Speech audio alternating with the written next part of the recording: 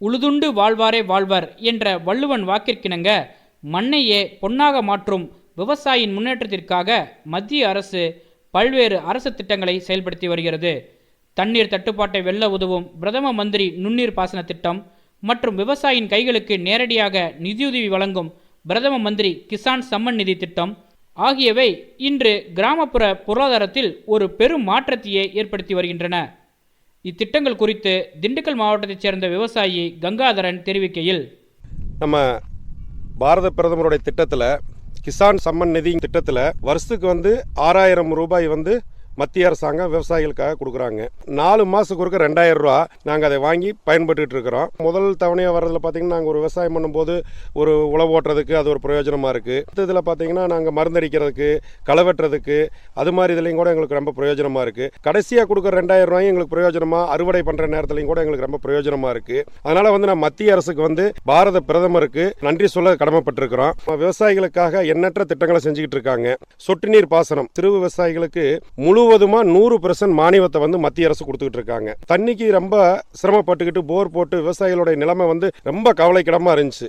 இந்த சொட்டு நீர் பாசனம் வந்ததுக்கு பின்னாடி பார்த்தீங்கன்னா தண்ணி ரொம்ப எங்களுக்கு மிச்சமாகுது. இந்த சொட்டு நீர் எங்களுக்கு கொடுத்துருக்கிறதுனால அதிக ஒரு 3 ஏக்கர் 4 ஏக்கர் விவசாயம் பண்ணுறதுக்கு எங்களுக்கு ரொம்ப சௌகரியமா இருக்கு.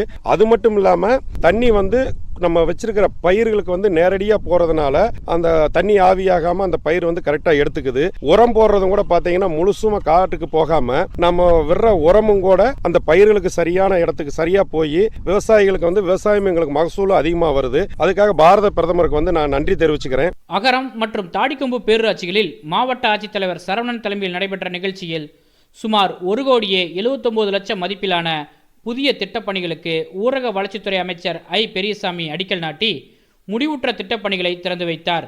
நிகழ்ச்சியில் பேசிய ஊரக வளர்ச்சித்துறை அமைச்சர் ஐ. பெரியசாமி, மகளிர் உரிமைத்தொகை, புதுமை பெண், தமிழ் புதவன் போன்ற திட்டங்கள் மூலம் லட்சக்கணக்கான மாணவர்கள் மற்றும் பெண்கள் பயனடைந்து வருகின்றனர் என்றும், திண்டுக்கல் மாவட்டத்தின் குடிநீர் சிக்கலை தீர்க்க சுமார் 1000 கோடி மதிப்பிலான காவிரி குடிநீர் திட்டப்பணிகள் தீவிரமாக நடைபெற்று வருகிறது என்றும் தெரிவித்தார்.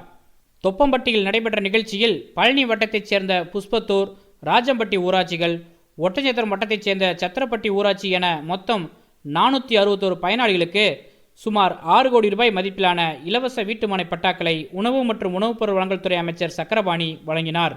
ஒட்டஞ்சத்திரம் தொகுதி மக்களின் நீண்டகால தேவையை பூர்த்தி செய்ய காவிரி கூட்டு குடிநீர் திட்ட பணிகள் இறுதி கட்டத்தை எட்டியுள்ளதாகவும், விரைவில் ஒரு நபருக்கு நாளொன்றுக்கு சுமார் 135 லிட்டர் குடிநீர் தடையின்றி வழங்கப்படும் என்றும் அமைச்சர் உறுதியளித்தார்.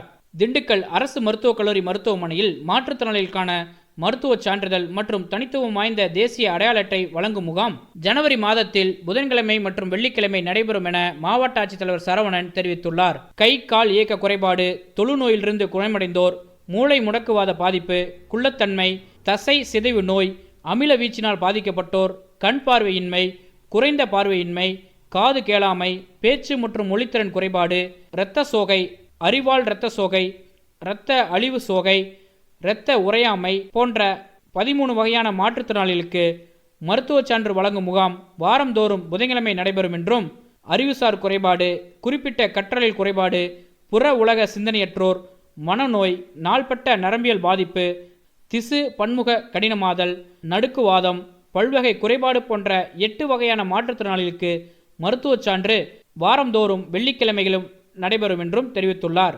மலைகளின் இளவரசியான கொடைக்கானலில் மீண்டும் உறைபனியின் தாக்கமானது தொடங்கியுள்ளது. கடந்த சில நாட்களாக நீர்ப்பனி மட்டுமே நிலவி வந்த நிலையில் இன்று காலை நகரின் பல்வேறு பகுதிகளில் கடும் உறைபனியானது காணப்பட்டது. குறிப்பாக கொடைக்கானல் ஏரிச்சாலை, ஜிம்கானா மைதான பகுதி போன்ற பல்வேறு பகுதிகளில் புட்களின் மீது பனிப்படலங்கள் வெண்போர்வை போர்த்தியது போல் காட்சியளித்தன. வெப்பநிலை வெகுவாக குறைந்துள்ளதால் அதிகாலையிலேயே சுற்றுலா பயணிகள் கடும் குளிரை உணர்ந்து வருகின்றனர்.